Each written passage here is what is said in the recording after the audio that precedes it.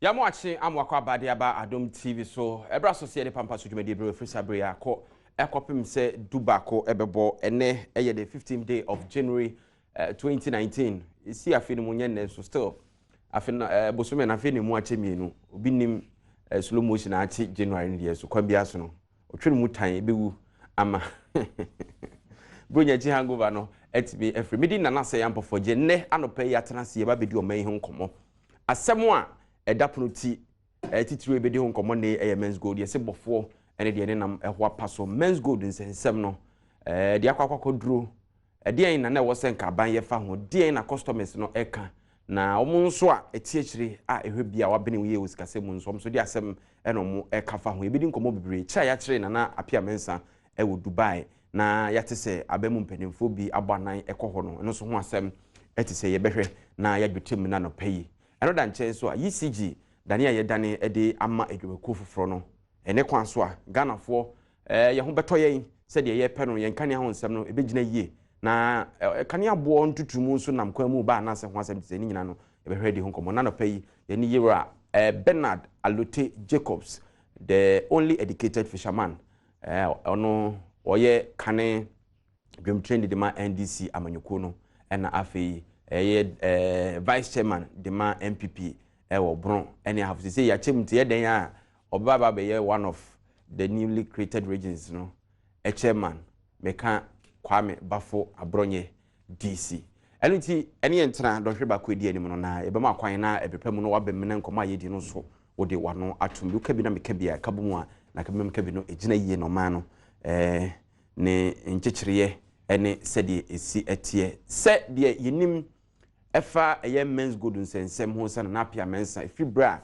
Securities and Exchanges Commission edibetu dwa se NAM1’s gold omudwadi e wodie no enam mrakwa mu nti won twensensen ansa no ema ne de oshobo kakra baye wo mu a wodwetire ewo adwumako no ye se da bi obekọ akwakoyi nanso adwumako na kasa so nte ne ho ase nti osaman Securities and Exchanges Commission no e court se omo so asam mo ka no eno so nimrem nti so omo betwen mama nso twe na kwa wi ansa no wa behwe omo customers anaso omo dwadifo anase ho asem te sei eno ne yede ne namu abedru ne yi ebisi na napia mensa hwe na ye hu no manfo ye demonstration ade aka bi egu aban kekebu egu na sumu a ena afedie ekowie se police for issue arrest warrant anase won akoje arrest warrant to court aye de hwe na napia mensa todwa enene nansa se ya chi no Dubai nempo enra police for nankasa ba out be confirm ya omuchim say as far back as December 7th ansa kwa ne bidi bronya no ena echire na napia mensa ewu Dubai ne no enye bone a sebi nipa bi susu wadi wo Ghana ha nti da bi okodi gold ho dwa dwumadie bi ewu Dubai na nioma akochewo ena ya chi no na yenko na ACP David Ekula okasa edema posifo no na no desem odi to dwane nti kakra no chi no abidwafo ebebo amena ya pese nsem no in respect of offense now committee of Ghana or committee offense our country or our Emirates another Dubai police now in respect of transaction or yeah or Dubai and countries are not obliged to inform us almost citizens or a citizen from another country has been caught up in a domestic issue unless maybe there's an embassy there that liaises them. And in the course of the investigations, he's been arrested there. Now we know where he is. And we are following the process Ghana so that he can face the charges we are investigating in Ghana. These are all based on international negotiations between two countries, diplomacy near here. So we hope that we will be able to clear that hurdle so that he can come to Ghana and face the charges that we have. So I think there are other legal options available. I think when we get there, we'll cross the bridge. Eti any out here ACP David Ekula no ena ye Director General Public Affairs in Ghana Police Service. Enra statement om release here no quickly. Mame nhwe se metimi akan kakra ma o se NAM1 arrested in Dubai. Now, on Wednesday, January 9th, 2019, the Ghana Police Service confirmed reports that an arrest warrant has been issued for the Chief Executive Officer of NAM1’s Gold Limited, Mr. Nana Apiamensa, aka NAM1, and 2 other directors of the company on charges of defrauding by false pretenses. This followed reports by customers of the company to that effect. 2. That same day, an Interpol alert was triggered to facilitate a search for him globally. Number 3, on Sunday, January 13th, Ghanaian officials in Dubai were informed by Emirati officials that they had already arrested NAM1 as at December 7, 2018. His arrest in Dubai is to facilitate investigations into suspicions that he had been involved in a gold trading deal gone bad within the Emirati jurisdiction. In America, Ghana ha niema isu sa akoso ni ntane asamo esi wo Dubai hofa gold ho nsensem bi na also Ghanaian officials have visited NAM1 in the custody of Dubai police. Engagement with Dubai authorities on the next step have commenced, and the police administration assures the public that due processes will be followed. ACP David Declu nasama ode etu edwa nam krata so otoma o mamu sentwere fo kama mamfo ntibi we nti adwadifo omo a omka pregnancy mpo akodi men's gold bitima bushire sa fedie bia papa no yede ne ba na omo nsa ka musika na yede ne ba bigina mra no amamra na ye na dwuma se de se fata na your guess is as good as mine ye twa omra ye ba bidwafo no ebebem. We'll cross the bridge.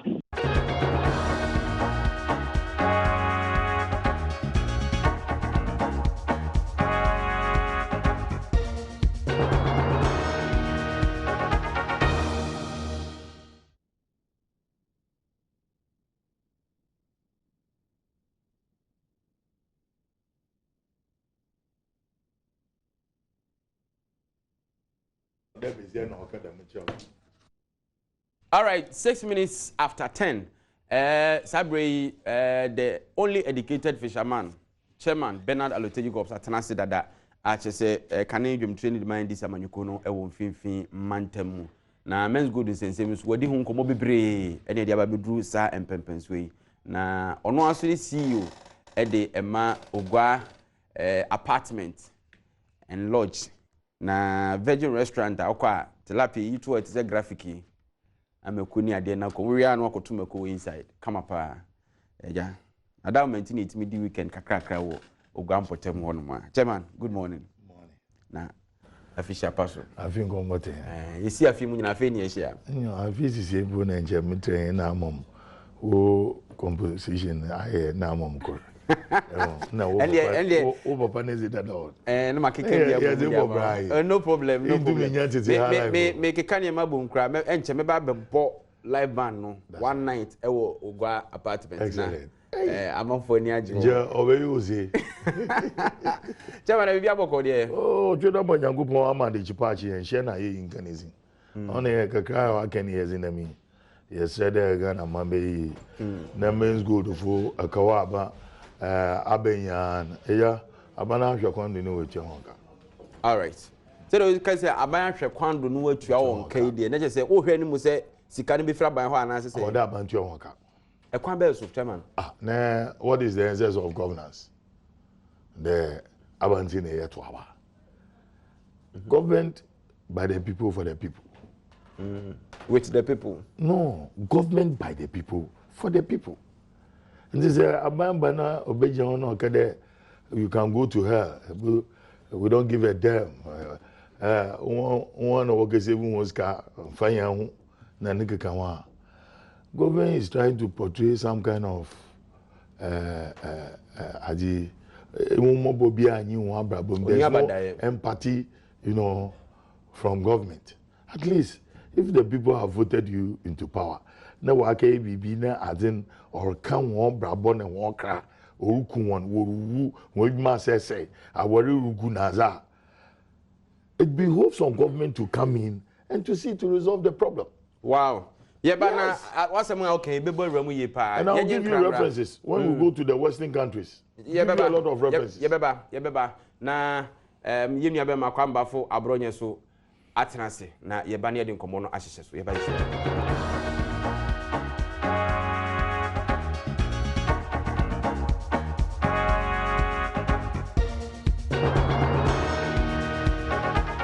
Afei yɛnhyɛ nkɔmmɔ no ase Pampaso dwumadie so ɛna wei na dwumadie enipa pem na hwɛ odwa kɔndeɛ no fabra na yɛnya ntɔbɔse abɔ ho dawure se fata ɛde ama kwambafo abronye vice chairman edima MPP ɛwɔ ɛsɛ mi hu sɛ men kan brone hafo regional senso min chiche mu sɛ men yɛ ne den ba ta me to aba ma ne de na ɔyɛ bron hafo ɛne to aba ne ma nti ɛno ne address o sɛ ɛno a ba soon to be a regional chairman.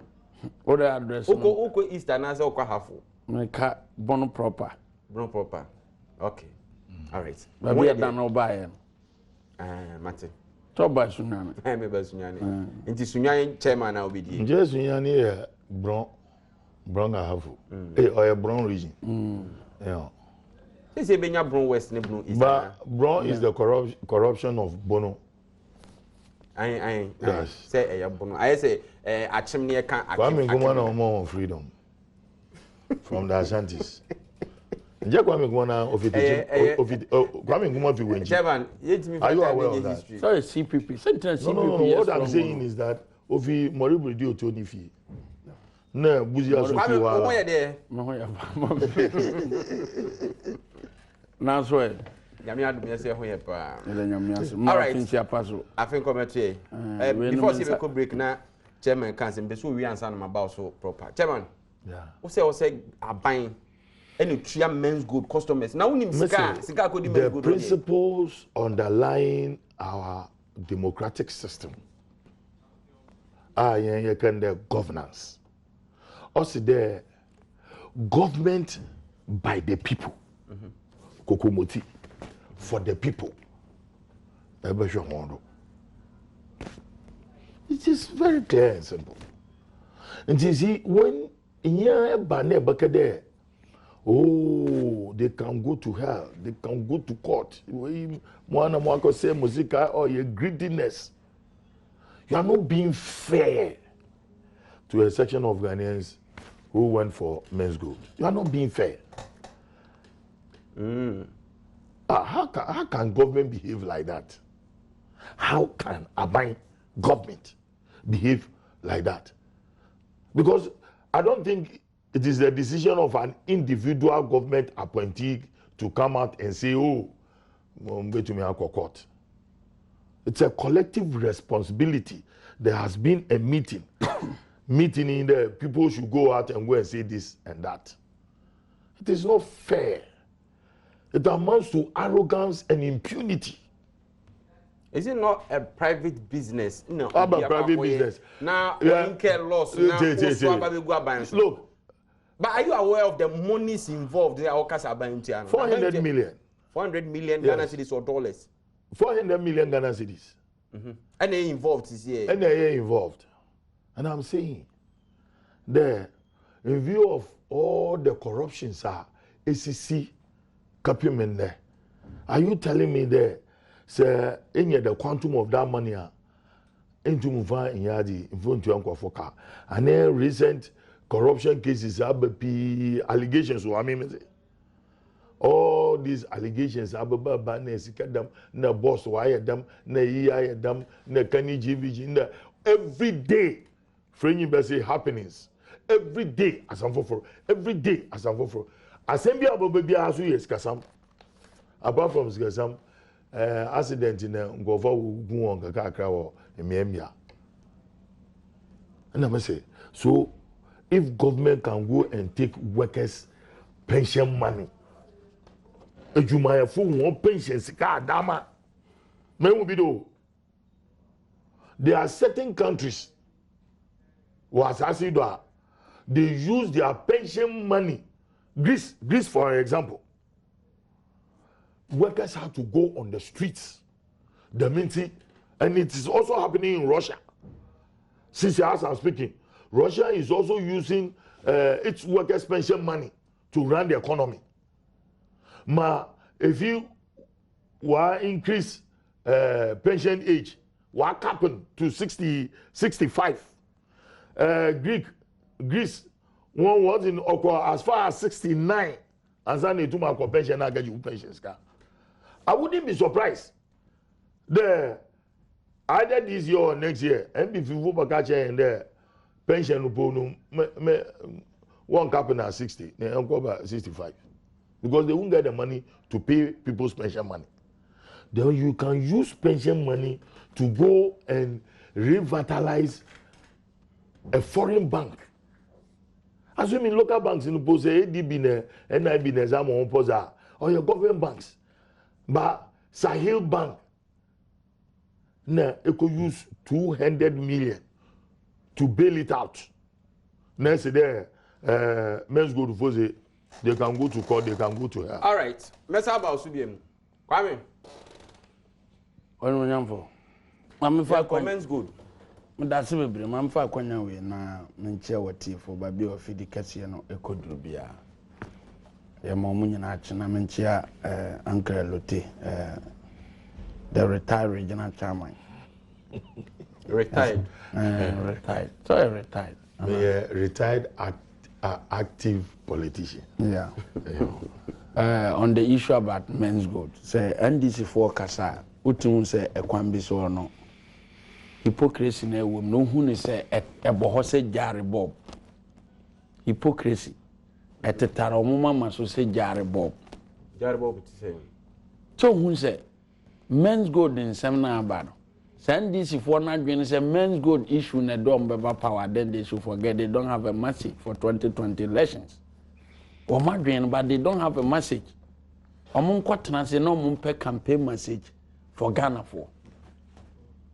Among trans, no mumpe campaign message. They decay. Wamu by more a registered microfinance. A DK. Yenya a president by then, a catcher almost say. No of our own sukuda any business, side business, no. Me boa kasemboa.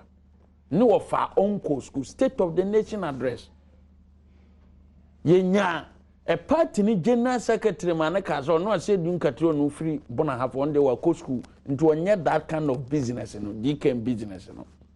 No more by mo. A registered microfinance under the laws of this country. Me boa say DK me registered. And our Bank of Ghana. And yes, here. Correct. The banking law, and this for one day, the banks and specialized at and buy at 9:30 buy. Omuye registered. Kroma. I had the special provision and I'm a boy. A lotage corporate na ha catch them say we should use taxpayers' money. Or no ni company wako register. Our registered general department are all running a hotel. No, a good government should pay him. Sana okade obi a no eson pine e gina mani mo eton aswater. Wa wo bre a wo ti aye to tax. Wa hwefo mo hwe hairdresser fo adwumafo tax no. Ni hotel ni gu a government should pay him because a governor. So on kind of good no. What is the difference between only logic now all man now? What is the difference between only hotel and you registered under the Banking Act? Any men's gold so and you registered under the Banking Act. Maybe sir, what is the difference? If men's gold is not registered under Muamo Mrano Shesin says of the Banking Act, no, I can't pay fair and I make a chill. Mona Modem by you. Requirement of a lances. A person shall not accept a deposit from the general public or carry on a deposit-taking business in or from within the country without a license issued in accordance with this act. And this is for Monamode 2016. Ye Mr. Say, question I had 2 tables so for viewers. And say, Yen now my moon in I am Rase. Obi bedu obisika e dia investment here. Sa nipa na wo die no ese so wo lances ne ye bisa e wo fie ha ne atiefo mo hwe ne se ne edikan men's gold e registered under this law ana mra we Ghana fo mra ne nyina ye die atum se wo bedu obisika abo ho ban it should be governed by this law. Until Mr. say, no more shall say, the enemy say no more register with Minerals Commission. Correct. But your Mineral Commission, Utia man for a monk. What is also the gold? Grams to say I got order. Over to me, them 700,000. I'm going to investigate chess and no more your bank. And I'm a what? Maybe 800,000 they got to her. What is so because Saloteo Sika da how many grams of gold na the koto kachire menti. The moment you accept money, na ti omo lawyer no. Omo lawyer Kwame Akufo. We are the Herald newspaper na publish here 10th August 2016. Omo cancer men's gold by 2017. Omo lawyer na ka say. Aye lawyer Kwame Akufo. The Herald newspaper, daily graphic so published here, graphic online or hosts here. Why men's gold trading license was revoked in 2015. And so almost about 2017 Toronto. Tienia Kwame, according to Mr. Akufo, the license was granted after monies and necessary registration had been paid for. The license was from September 2014 to 4th September 2014 to 4th September 2015. Men's gold lances here the maomo kroma under the administration. And sana men's bank baba danchenti omo na loteje kopo kasa ne di kan onwards investment mo kan ho asem bo aye hu dede sana e registered Bank of Ghana microfinance pa kwase mi sata as a governor of Bank of Ghana and a revoke omo lances and no cry registered 157 million Ghana cedis. Did NDC pay the money? Bisa omo mutuai omo ko Kumasi commercial court omo ko di ibem omo ko court of appeal omo ko di ibem. They went to the Supreme Court, the highest court of the land, and your friend impunity, disregard. And so mo ka say mo first can more money and for mo registered Bank of Ghana onwards investment omo nyina hwede su court omo ko invest wo ho 25th you call online oku phone no so sisi ai obo ebe yi abase Bank of Ghana revoked 70 microfinances. That was 5th January 2016. 70 microfinances amomo provisional lances di year adwuma no. Wo mo jeje nkrofo sika wi na mo fa akire say age lances no mo tua sika na ma o mantua nti NDC kasa hypocrisy na me kan wanse na se kire no me ba wie no me di si fo no bisame NDC fo ka kire say company bia wa register obi a register say obeton kako obi a register say obeton momone obi a register no company say obeton bronin wawu meboa we so register say obeye gold nwa do ono no beto gold no na wakwa akoton wan kase for sika beto na gi interest nyesa no register company meboa fine NAM1’s efa banking issues ho now what veer off the road na men's gold ya de pa na duma oye na ya de pa alete you answer to them so den tina mo pens one on 2 occasions mo twere no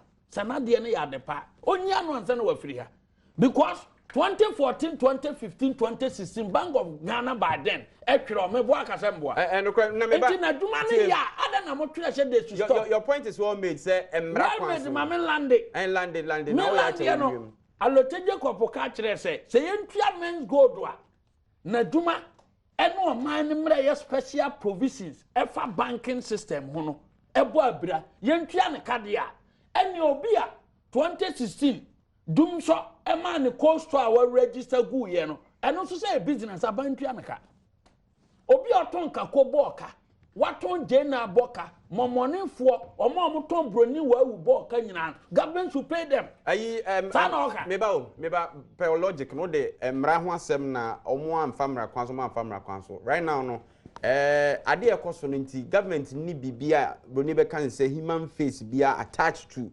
approach na what is human face here? What is human face here? Yetna kuroma. This is the company act. Through that na loteko register the company. Mebwana.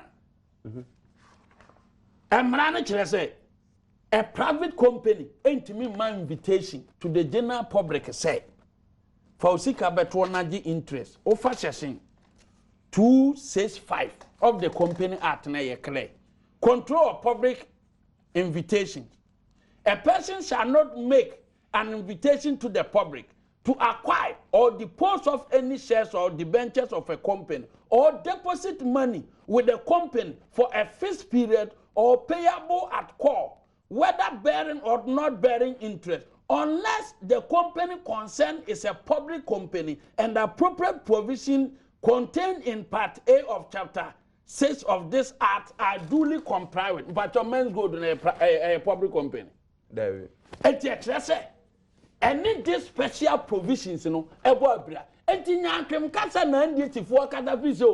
in this particular case, in America, and a Ghana for their coin, until we should sympathize with men good. I'm telling them that so far the issue of DK man.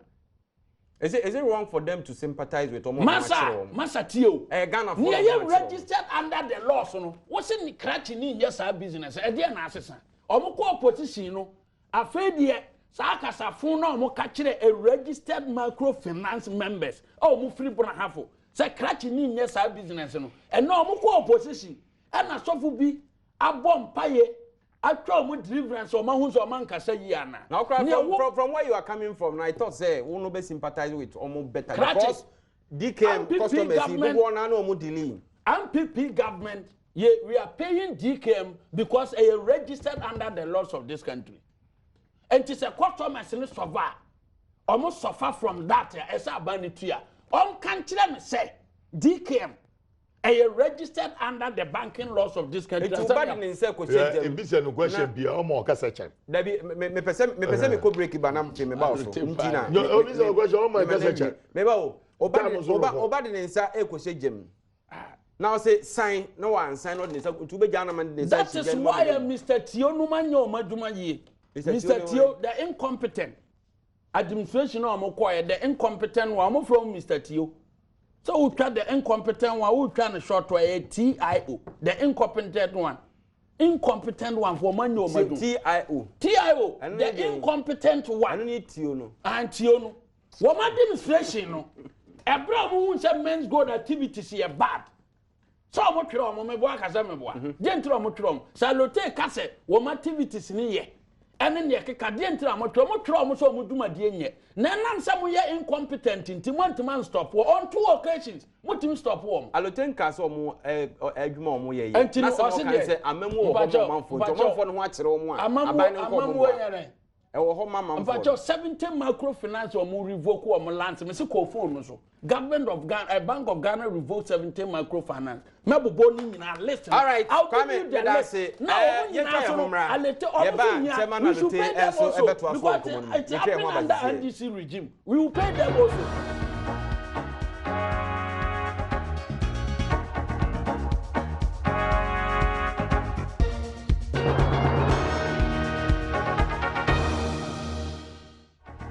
Yamo akwa babiem na yento aso Kobe Ishan of Multi TV Adom TV channel coordinator Mameda from 26 ewo Takrade saso na nana ya OJB Good News FM ono nso emame Margaret JB nso da form ewo nkran ha ewo laju ono nso 26 na ti 26 yewo asembo no papa chairman mame mra so na nso watro ne ma bebre one production manager so ejambedo ene na woda ene ya mpedu birthday na me pese ye ba bi wi a na chese odo ba na me show onye bibi kakra bi o apedu wasumu a chairman say o birthday no pese bibi kakra mpa cho ya agi ngwa Christ na abo ma nsu ye wan me ngwa vi o chairman yenko enyima abro nyapa he shifted the post at the limited liability company. I'm not talking about men's gold company. I'm talking about the people of this country. The very people who voted you into office are in there when you are some because of the Ponzi men's gold scheme. And you might ask about the Register General laws in the there was this guy called Madoff, an American Ponzi scheme man. He duped American people $65 billion. $65 billion. $billion. Well, quickly, the security agencies, the IRS, sharp, they went in. In Yama to turn as in look, it is on the same trail. Oh, what's there? Buildings Zibia Palm Beach in Florida, one nigga kawana azinya or your rented houses. They went inside investigated the very people who they say they own those buildings. Oh, when there, look, they are caliber. In Chede, the people omit me. Typically, what confiscating buildings, near rings, watches, bracelets, near rob biafino, ne bags, near everything. What value materials in na America government obem or mitigate customers are what deal with made of. American banking crunch in the era of George W. Bush Jr. American banks went haywire. Bam! The banking sector or destroyed. What did they start doing? It was a company called Adom, no involving American banks, and they were more profits per year, like how the NAM1’s has been arrested. They sometimes under often BBBB, figures are not correctly done. In a way, in the Yabo call them or China, you profit them until you have more shareholders into it, right? Or Adom collapsed and went along with the banks because Adom was also involved in the property estate business. The same thing has happened here. If you look at America, have been able to resuscitate its banks. They give the banks loans. Masa. Asama Yeka in there, this guy, a well-known MPP guy. Yeah, boy in Oye, ne mami ye MPP woman organizer for Awutu Senya East. Ona ata me ye. Nanapia mensa ne mami. Hawa kumsu no botun ma ozabe minister there. Ozge ye MP ozabe minister. Right? Apia mensa no drive the MPP pickup. So you ask yourself, are some leaders of the MPP involved? Are they accomplices in this men's good matter? But does that matter? Oh, it matters. It matters. In Ghana, Charlie, from youth organizer, Otumoko Flaster House without any invitation. Oh, not to be there or stop and get that is the system that operates in Ghana. It depends upon whom you know. Until I have been with also, do you know me? And when the Ghanaians are fond of using those words. Pedi okay in age in December, you know. Oh, mamba. Yeah? Abronya, when you take the law and you splash it on the face of people, you are not showing empathy.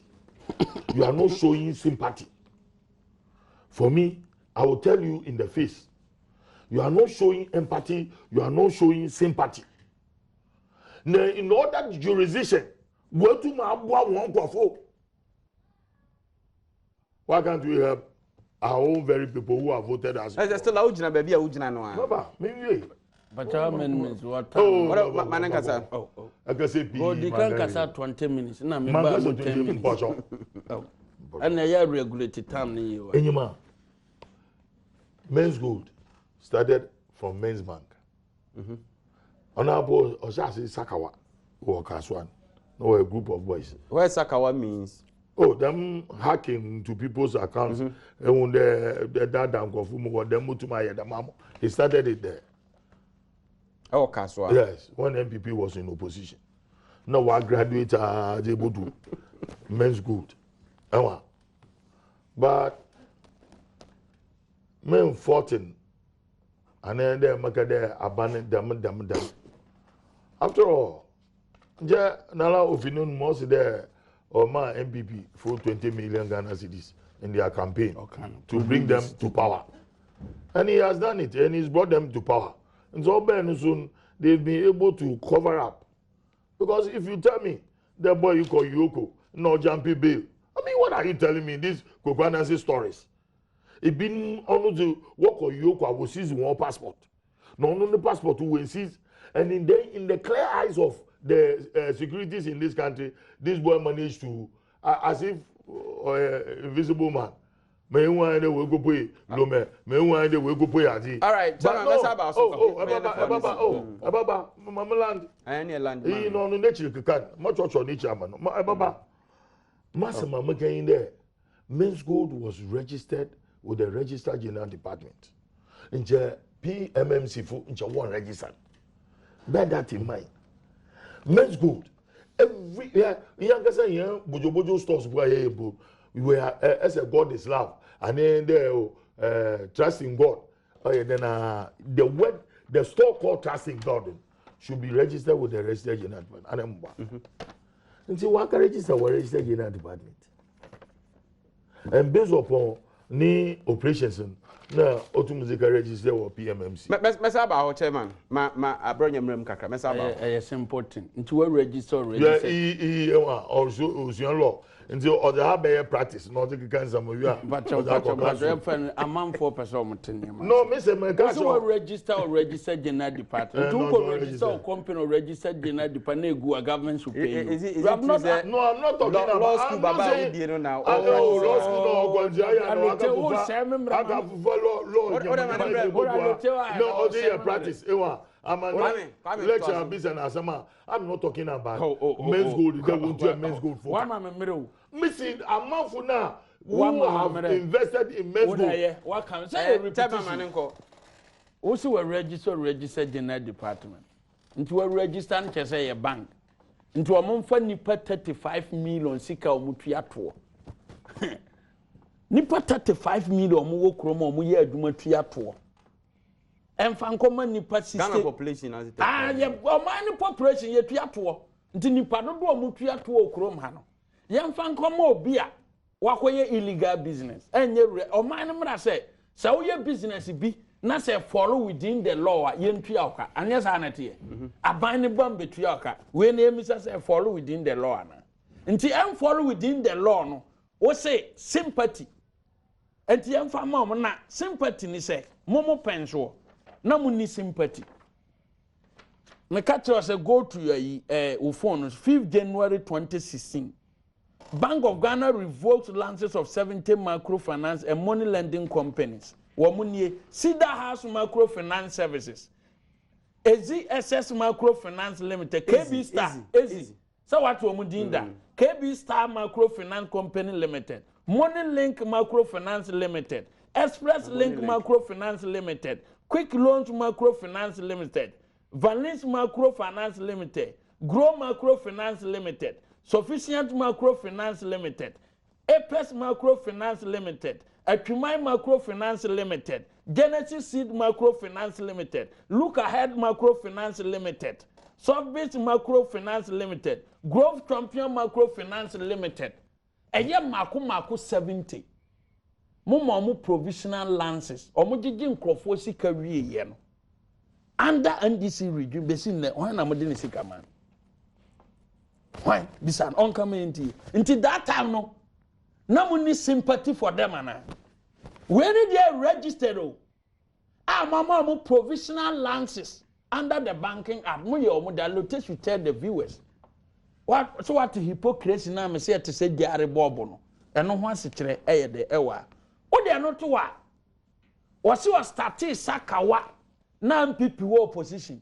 Sir. Nti NDC fo mo wa ban afira what Mr. Tio na say. The incompetent one administration na muja omo kwa Mr. Tio. No na chairman, regional chairman under that you know. So who so be started Sakawa to dupe your people. Every Ghana for and also was sympathy for them no. One can want them. I'm a nipano. Ultimately, I then transmogrify from Sakawa to a fake microfinance. Now, unless our party now opposition, now what will so be operated as Sakawa or the Jim Crofosika, one man stop on because not Ghana for who Yamo. And now my opposition, I'm who says, I may be no operated Sakawa, the Ghana for Sika, but man can want them. And no MPP. Murali amoye conference amoye central region amo to abubura kwasura ntimantu anko no nye 6 million Ghana cedis no de maamo Jiwaka, the lady Jiwaka, on your founding member of NDC. Mebuaka say mebua. The musician Jiwaka, on your founding member of NDC. Last year, Oyarida, Papa Yarida, Honor NDC, neglected no. Okoye osimini no, me no na wo 1 party $10,000 a day na fasa ho ya. Anti okroma. O de bre me. $10,000 a dance ye wo ho. Nya wo kana dance ye be na wo. $10,000 jiwe aka NDC ni mapa odeye edumba betena na se ne o ka se e man bi so kan sem bi se okwa America company bi defraud o amanfo e na omu seize company ajapade o man Ghana aso e wo ha e lifting the veil se company bi ana obi abie bank bi no obu nkrofo afa so a yanka se because of your company te be ja director na manane nam ho. That is why the statement every mampanyina so ye ba na Ministry of Information ni kire say o man ni mra ni be ye dey edie na o man ni mra di wi the properties of Nana Piano will be identified. So I'm identified now up to now until me identify. Me no ka say they say a security aduma through the investigation. But say me no ka say chairman gina ha say muntu musika wo so gina ha say sika pa de say you know say you have 35 million Ghanaians o mutua to emfa nkomo obi a wakoye illegal and obi so obi enidaso me ba me person bisa enidaso wo mo a customers na musika kodi ho no ana enidaso say me no ka say abrantia ne ba you face the loss of this land o face the loss no wi a pray how koto NDC penso eniama hodo ye 6 million Ghana cedis o de ma omo jiwa akadia oje e bakwa akohwe jiwa aka busuafo ne akase mo je $10,000 bi mo famra obi a wa free mu ah ya se na busuafo a oje ye we evidence o ya NDC ni ye betima twa akoma NDC say NDC founding member bi e benefit $10,000. Mo keka ni nyina bom na 400 million Ghana cedis yes akodi government resource tie company no company so lift company no eve na se company na japade e ba fam ni so twana if so 10,000 why you know say you won't get the 10,000 even DKM na ye registered no registered under the Bank of Ghana no omo access ye na ko register je na omo japade bia ni wa ko sunya na omo cash no so ba ehu ye so omo cash omo sisi ye ni gususi omo nyanton but government of Ghana hun say you register or bank mramu enti utwo hu free customers no hu anya ye enti ese me de mra na apply the law and I apply the law no eno kura no ye di ni sika 10,000 kwoto wo onya 8,000 Ghana how much more ebia nipa 60,000 ebia lote wo 1 million Ghana cedis wo eduru wa bia you get 500,000 enti NDC fo ni o mantimanche the Sakawa man as has been alluded by your friends are lote here no. All right, but me announce the phone lines. No man say because now of yes come 20 million. What is the evidence? 20 million. You were evidence. You were office. You wanted to come on the party office. Obi oyardo to me ba under xylophone. Obi oyardo to me ba xylophone. And somebody who is on a sick bed. A 74-year-old man. You don't know the music well. And the music well. 74 a company can buy the rights. That is lifting the veil. That is what he was doing. We are me said that what he was doing. Say lifting the veil. What was the party officer? Party office. Yes, hello. Richard is saying. Hello. Richard is saying. Hello. Yeah, Nana doing. So we also for where there. Radio Adom Pacho me hoye pa. Mami tio. Enkomo amudi na me pese me dom kakra. So that I enko. Me pese me dom kakra. Eni say kakra me pese me kan say asem we ya abeto no. Ghana fu nyaya asem. Sure. Aban ntimi nka so we yi no wan fi asem we mu. Nemom kakra de pesa me kan say MPP aban no ye bre pa nsa na e ba power. Kakra de pesa me kan say aban no onhwe. Okay. on funny nine si form. Na asemi a ekosu yi no. Ontimi hwe na ontimi entia customers neka. Even kakra person on ye jama me kasa ne say hwe asem we ebetimi the MPP for opposition easily kura. Ebetimi the opposition easily kura. Enti na mesra aban no on place my game. No ontimi hwe because I know me got the taxpayers money ye ntimi friend to as anko for neka. No me dey one omujo musika controlling na taxpayers. Oh my name. Say delegation na aircon. If we see no money call. It is some taxpayers money. I don't know man can say I said good morning. Good morning, Nana. Na upon number call there. Oh, about the na daruma. Me ho ye power say should be kwa ha. Me ntie we. Ntia wa bedwafo ne me chairman ya Leto Jacob me man official pa. Fiudu say should be kwa na Nana kakra me kan say Nana do President Nana Akufo-Addo ne na abai. Ma omonfa e na ada Ghana fo say omutie ska na enyiye. San say DKM issue by. The then aspirant and were president and can say I was say abai ntua yen registered. Abai we na wodi ahunhun ama company isi omutimi operate bi. Registered and It mean but you want to twist afa na Ghana media so so I was abai ntua customers ni nyina aka. I said you understand I blame media because there are two scenarios. We are registered with the Bank of Ghana. The government was our responsibility, no. We so there or only the area with Minerals Commission, different entities together. It's men confusing me, no. Why? And you can't say me blame media, and I answer answer. And Pacho, offer for man. Hello, good morning. Hello. Hello. All right. I say, yeah, na utie who TV neswa a big delay. Ashavin. Hello, Ashavin. Ashavin, what do you mean, can? Chairman Bremen say, yeah, Mama can say me. Government delegation, it's them will be government delegation and work on Dubai. Je taxpayer Niska, for a point of correction. One of what your tax, one of what your tax was Ghana why 6 million per, or 35 million. Let me direct interest. No. Correction. Direct interest. Just 6 million. Yeah, Inyuma. Nana Appiah Mensah has been arrested in Dubai for duping an Arab businessman who deal in gold jewelries. Good. Now, Ofi Akwen, Abanitum Gacha and one CID Director General. Also, yeah, they are inviting for any interrogation. Yenyim Mosi Oko, Wajam bail, who even signed for the bail. Yenyim Wajam Oko, whether it was self-cognizance bail, Yenjumu. Now, what lesha?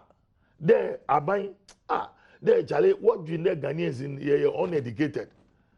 Sebi here in front of Kwapa, Yenyim Oko. We can decipher from what is good and bad. Watching under a certain jurisdiction, they will dupe back $1.5 million. No one's supposed to work on Waka Fanaba. Hey, are you people serious? All right, are you people serious?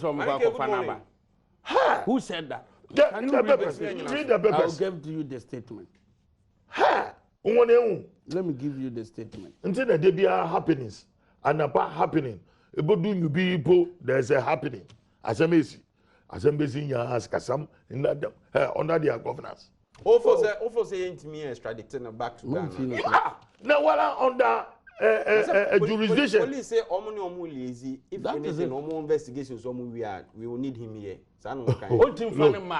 Na yele biti ye eko ya mo mkwachire mo ka se ka mo mfa na mra ha for trial na security ye na yele ya gada wo for mra onya no kwa na di cocaine ko ye o fa na ko ye na MPP fu wonya for so na MPP fu wonya for so MPP for no one no because na yele na oye one member na yele is an MPP member na yele is an MPP member na yele na on this platform Adom ama suma na manage cocaine for NDC assume obi so one MPP for no was man no one yeska was a campaign MPP for no one yeska was a campaign why no until was man but is a Cadbury member of MPP Cadbury member of MPP Sunyani no she ono Sunyani no she onim so okodo won gbe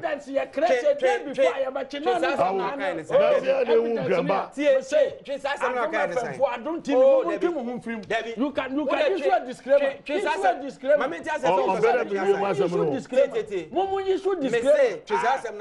Adom TV mun issue disclaimer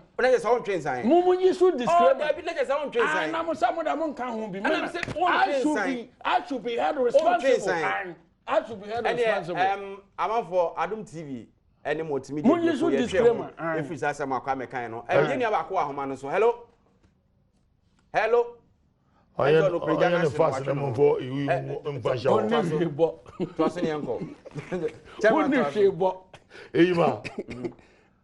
Yeah, I MPP for one. Don't come and sit on there. Don't issue statements to think we are intelligent, we are uneducated. There, for what reasons? Over there, Yoko Fune, Attorney General's office, Woko, Dubai, Woko here. More, you know, was in the General's in the view. Walk again.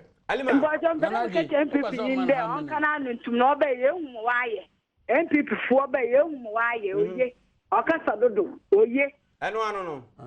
MPP. All right, what I say, Quantum, now by who do I Twaso, Bajo. Oh, my boy, my microfinance for good. I looked at how confirm say microfinance and Nami Bo Mubdin and Crawford do a musical cogu on Mamunia Ghana for.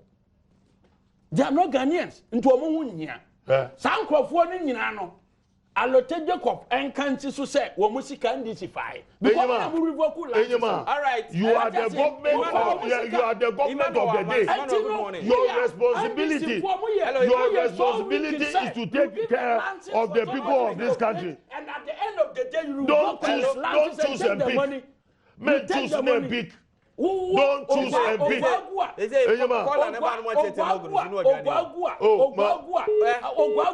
should pay you. That is what you are saying. I am. This will be from what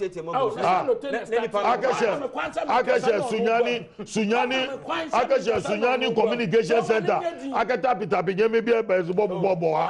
Let me tell you, if online. It is the responsibility of MPP government. Mr. J, we are not talking about men's gold. We are talking about the people. The people who have invested in men's gold. The registered one, you have a former president insulting that. He's not doing Mr. Catcher, obviously, if you bodyline clothing, bodyline, or despite Abusakes and as well, Cantamanto, 0268-009-353, jacket, shoes, belt, being a bodyline, being a diamond. And I want back, Kofi Ampedu. Me director producer na woda Apedu nana me nimsa wo ba wo dike kire ba me atwa na bibia ye kama happy birthday yakopon insha no yere no ma nya Kofi Apedu no ma onyansa me de ebuti bi akoso atwe no sabre eye former chairman of the NDC Mass Central Region Bernard Alete Jacob na fe Kwame Bafo abronye DC ye vice chairman de ma MP e wo bon ahafo e na wo se ye bi midi e na na sei amfofo eje ye de musi enkomo de obako so ediza so e fa man from them ye de musi ya me admo e da ho from message